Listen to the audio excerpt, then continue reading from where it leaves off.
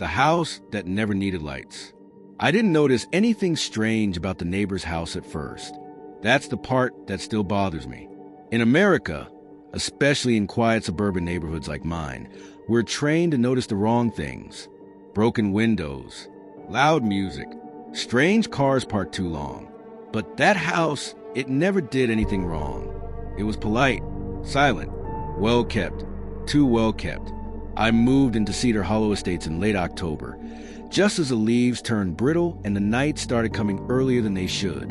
The realtor sold it as a peaceful cul-de-sac with low turnover.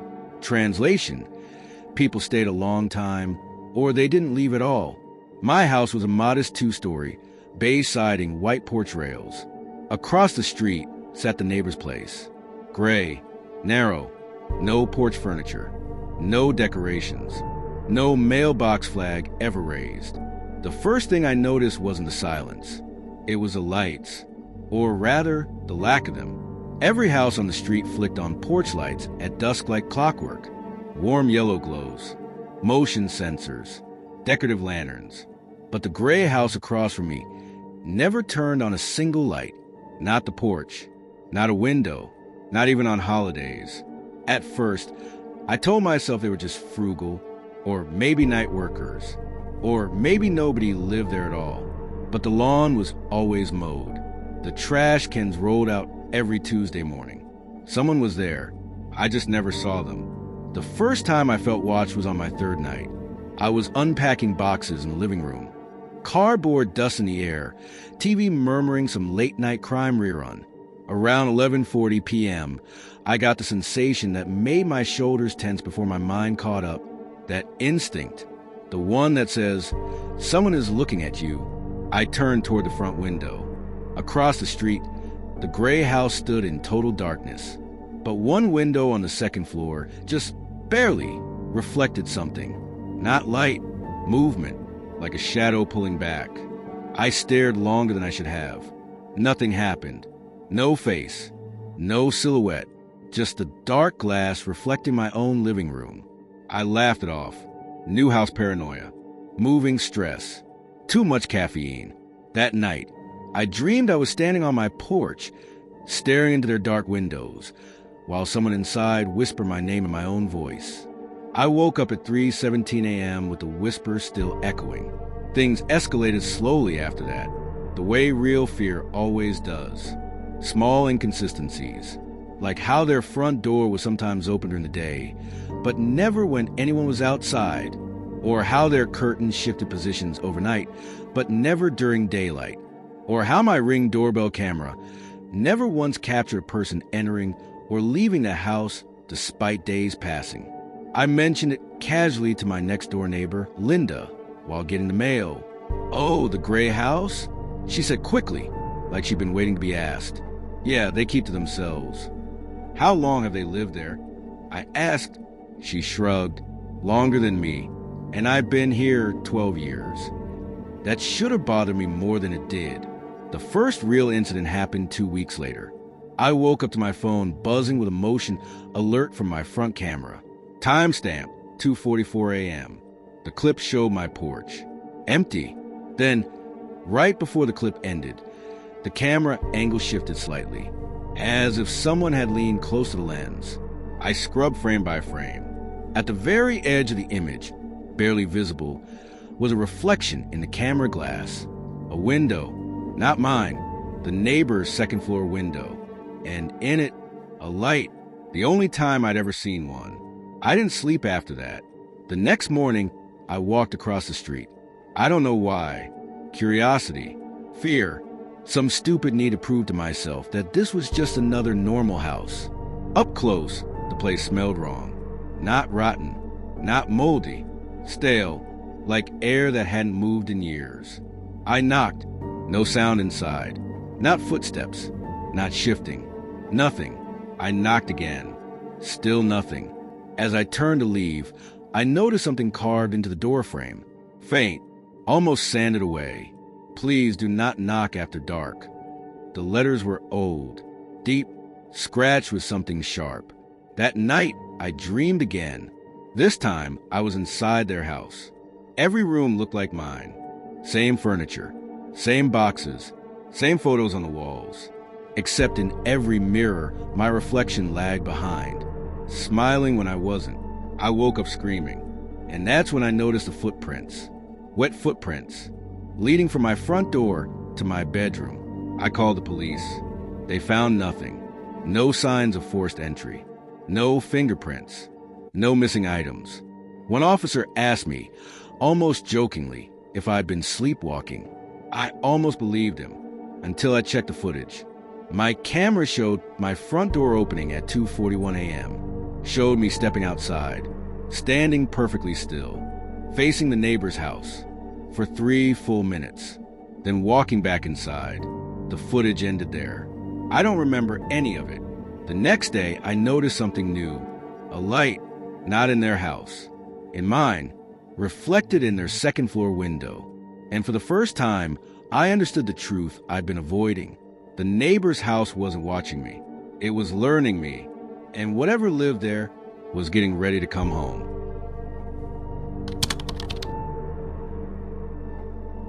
The neighbors who borrowed time. I read about the house next door for the first time at 2:06 a.m. That's when insomnia does its best work, when the mind starts connecting dots it normally ignores. I'd lived in my rental for 6 months by then, long enough for the novelty to fade and the quiet to feel unnatural. The house beside mine sat less than 10 feet away, a narrow 2-story with peeling white paint and windows that never stayed dark at the same time. Someone was always awake in there. Always. The neighborhood was outside Des Moines, one of those planned developments built fast and cheap in the early 2000s. Families moved in, kids grew up, and the houses quietly aged together. Mine was normal. Too normal. The house next door wasn't. The first thing I noticed was the noise schedule. At exactly 9:17 p.m. every night, their upstairs floor creaked. 1 step. Pause. 2 steps. Pause. Like someone pacing in socks. At 1:03 a.m., the sound stopped. At 4:44 a.m., the downstairs light turned on for exactly 7 minutes. Every night. No exceptions. At first, I assumed routine. Maybe an elderly couple. Maybe someone with a medical condition. But then came the voices. Low, muted, never loud enough to understand. Always arguing. But never angry. It sounded more like negotiation. I only realized how unnatural it was when I mentioned it to my co-worker during lunch. You ever notice how people argue differently when they're desperate? I said casually. She looked at me. Desperate for what? I didn't have an answer. That night, I pressed my ear to the shared wall like a teenager eavesdropping. I caught fragments. Not enough tonight. Borrowed too much already. He's noticing. That last one made my stomach tighten. The next morning, I introduced myself. Or tried to. I knocked at 11:30 a.m. No answer. Knocked again at 3 p.m. Nothing. At 6:45 p.m., their front door opened as I was getting home. A man stood there. Late 40s. Thin. Well-dressed but outdated. Like he bought all his clothes in the same year and never replaced them. His smile arrived a half-second late. As if it needed permission. Yes, he asked. I introduced myself, made a joke about shared walls. Oh, he said, nodding slowly. You hear us? It wasn't a question. Before I could respond, a woman appeared behind him. Same age, same hollow-eyed politeness. She studied me like I was a receipt she didn't recognize. We try to be careful, she said, but schedules matter. Schedules? I repeated. The man's smile twitched. Everything works better on time. They didn't invite me in. They didn't need to. The door closed gently, precisely like it had practiced. That night, the pacing started earlier, 9:02 p.m., faster this time. I dreamed I was late for something important. But no matter how fast I ran, the clocks kept adding minutes behind my back. I woke at 4:44 a.m. Their light was on. I checked my phone. No signal. At exactly 4:51 a.m., the light went off, and my phone buzzed back to life. That's when I searched the address. The house had changed owners 7 times in 22 years. Every owner stayed, exactly 3 years. Not approximately, exactly. Each sale happened in late November. Each owner listed personal reason for leaving, except the third one. He'd left a comment on a neighborhood forum in 2012. If you're thinking of moving in next to them, don't. They don't steal things. They steal time. The comment was deleted an hour later. I didn't sleep after that. The following night, the woman knocked on my door, 4:44 a.m. She stood there barefoot, hair neatly brushed, eyes wide with something like embarrassment. "We need to ask you something," she said softly. I didn't answer. She glanced over her shoulder at their house. The man stood in the doorway, not looking at me, looking at his watch. "We're short tonight," she whispered. "Just a little." "Short on what?" I asked. She smiled again. This time, it didn't reach her eyes. Minutes. Before I could react, my vision blurred. The world lurched. I woke up on my couch. Sunlight streamed through the window. My phone read 9:12 a.m. I checked my calendar. It was Friday, except it shouldn't have been. I was missing Thursday. Completely. No memory. No messages. No email sent. No calls. Just gone. That's when I noticed my hands. They were shaking like I hadn't slept in days. The next few weeks were hell. Small gaps started appearing. 5 minutes here. 10 minutes there. I'd blink and realize an entire TV episode had ended. I'd pour coffee and find the mug empty again without drinking it. Meanwhile, the neighbors looked better, healthier. The man's posture straightened. The woman's eyes brightened. Their pacing slowed. One night, I heard laughter through the wall. Real laughter. That's when I confronted them. I pounded on their door at 9:17 p.m. The man opened it calmly.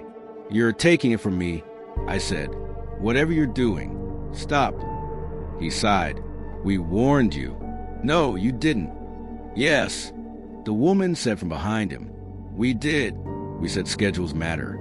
They invited me in. Their house was wrong. The layout matched mine perfectly, but everything was older. Furniture worn thin, clocks everywhere, on shelves, on walls, on the floor, all ticking, out of sync. "We don't steal," the man said gently. "We borrow." "For how long?" I asked. The woman tilted her head. "Until you notice." They showed me a photo album. Families, couples, single people, all smiling beside the same house. Each photo dated, each ending 3 years later. "You're early," the man said, checking his watch. "Most don't notice until year 2. What happens at 3? I asked. They exchanged a look. The woman answered. "At 3, the balance settles." That night, I packed a bag. I booked a hotel. I planned to leave town. At 4:44 a.m., my phone alarm went off, except I hadn't set one. The screen lit up with a message. "We still need 17 minutes. My door handle began to turn, and I realized something far worse than theft. They weren't stealing my time. They were making room for someone else to live longer. Someone who wasn't done with my life yet. The neighbor who already lived there, I moved into the house because it was cheap. That's always how these stories start. And I used to roll my eyes when people said that. But when you're newly divorced, sleeping on a friend's couch, and try and keep your life from collapsing completely, cheap stops being suspicious. Cheap becomes necessary. The listing said quiet neighborhood, great for fresh starts. I believed it. The street was a dead-end line with maple trees and identical homes. The kind of place where nothing dramatic should ever happen. Kids' bikes leaned against fences. Porch flags hung motionless. Everyone waved. Everyone except my neighbor. The house next door was occupied. I knew that because the lights were on, the lawn was trimmed, and the trash bins went out like clockwork. But I never saw the person who lived there. Not once. At first, that didn't bother me. Some people keep to themselves. After my divorce, I understood the appeal of being invisible. The first week passed quietly. The second week, I noticed something small. Every time I pulled into my driveway, The porch light next door turned off. Not before, not later, exactly as my car engine shut down. I tested it one night, drove past my house, circled the block, came back. The light stayed on. I parked. Click. Dark. That's when I started paying attention. I began noticing how the neighbor's house seemed synchronized with mine. If I stayed up late, so did they. If I woke early, their kitchen light flicked on minutes later. If I left for work, the house went quiet. If I stayed home sick, faint footsteps echoed through their hallway all day. It felt less like coincidence and more like mimicry. I asked a woman across the street about them while she was watering her lawn. "Oh, that house," she said, squinting. "Someone definitely lives there. Do you know who?" I asked. She frowned. "I used to, I think." That answer sat wrong in my chest. The first truly unsettling thing happened on a Sunday afternoon. I was unpacking old boxes from my marriage, the ones I'd avoided opening for months. Photos, notes, stuff I hadn't been ready to face. I heard a thud next door, then another, then the unmistakable sound of furniture being dragged. I pressed my ear to the wall. A voice spoke. My voice. It wasn't a recording. It wasn't distorted. It was me. Tired, annoyed, muttering under my breath, exactly the way I do when I think I'm alone. I stepped back so fast I tripped over a box. The sound stopped instantly. That night, I dreamed I was standing in the neighbor's house, staring into a mirror. The reflection blinked a moment after I did. When I woke up, my phone showed I had made a call at 2:13 a.m. to my own number. The call lasted 3 minutes. No voicemail. I tried to ignore it. I told myself stress does strange things. Trauma echoes. Houses settle. Minds fill gaps of fear. Then I found the spare key. It was sitting on my kitchen counter. I never leave spare keys out. I picked it up, confused, and noticed something engraved faintly along the metal. My address. Not written. Scratched. That evening, I finally knocked on the neighbor's door. The door was unlocked. It creaked open slowly, as if it had been waiting. Inside, the house smelled familiar. Not like dust or age, like my laundry detergent, my soap, my coffee. The layout matched mine perfectly. Same hallway, same angles, same framed photos on the walls. Except the photos weren't mine. They were moments from my life I didn't remember anyone capturing. Me sitting alone on my couch last Tuesday. Me asleep in my bed. Me crying in my car after signing divorce papers. My stomach dropped. "Do you like it?" A voice asked behind me. I turned. He stood there wearing my clothes. My posture, my face, but his eyes were calmer, happier. "You weren't using it," he said gently. "Not all of it." I backed toward the door. "Were you?" He smiled the way I used to smile before everything fell apart. "I'm you," he said, "the part that stayed." He explained it slowly, kindly, like you would to someone fragile. This neighborhood had a flaw, a thin place, a kind of echo chamber for people who arrived broken enough. When someone moved in carrying regret, the house listened. It learned. It created a version that could handle the weight better. At first, he said, I just watched, learned how you think, what you avoid, what you're afraid to become. I shook my head. That's not possible. You stopped believing impossible a long time ago, he replied. I realized then why the house never felt empty. It wasn't vacant. It was occupied by the life I almost had. He showed me his version of the future. A job I hadn't quit. A hobby I'd abandoned. Friends I'd stopped calling. I needed time, he said, so I borrowed it. The missing minutes. The strange exhaustion. The nights I couldn't remember. He hadn't been stealing. He'd been living. Why show me now? I asked. He looked at his watch. Because leases end. At midnight, the balance would settle. Only one of us could stay. I ran back to my house, grabbed my keys, my phone, my wallet. The car wouldn't start. The porch light next door turned on. I felt it then, the truth sliding into place with horrifying clarity. This wasn't my house anymore. It was his. I was the copy. The temporary one. The neighbor who would soon be gone. My phone buzzed. A notification from my email. Lease transfer confirmed. The name on the document wasn't his. It was mine, but the signature wasn't. The last thing I remember is standing in the street, watching him lock the door, wave politely to the neighbors, and step into my life without looking back. Sometimes, late at night, when the neighborhood is quiet, I still feel the lights turn off as someone parks a car. And I wonder how long it takes before the next broken person moves in and starts noticing the neighbor.